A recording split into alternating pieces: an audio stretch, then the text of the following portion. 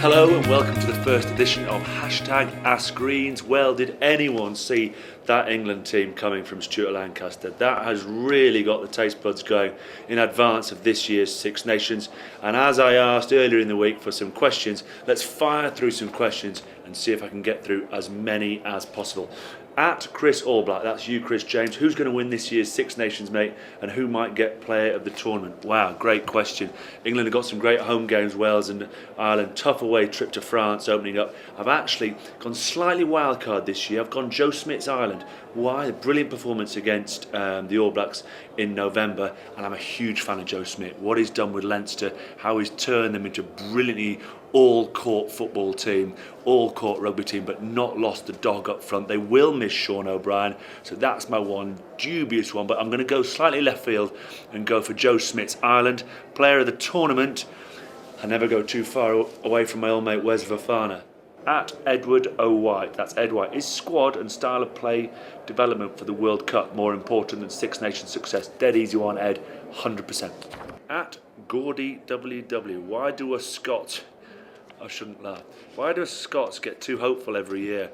Because you're passionate, you're proud, you've got Murrayfield, it's a great stadium, you've got history. You think of David Soul, the Hastings brothers, Finlay Calder, John Jeffrey, because you've got a history of performing well in this tournament. The problem is you've got two professional teams and a small player base. So I think to my Scottish friends, there's always a view now that you've got to enjoy the big wins when they come, and perhaps, I hate to say it, perhaps lower your expectations of Grand Slams.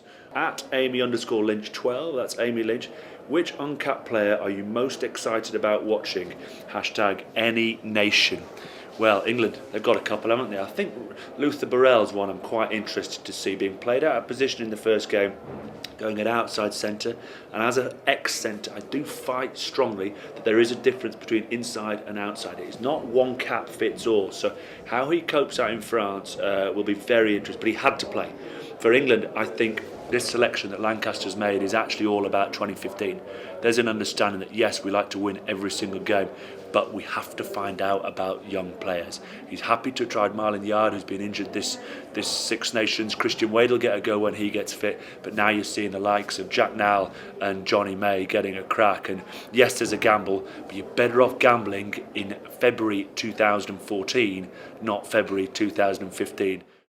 At Prism_Fitness, that's Sam Rosser, with next year's World Cup fixture at Twickenham, how vital mentally is England v Wales this year? Oof, great question.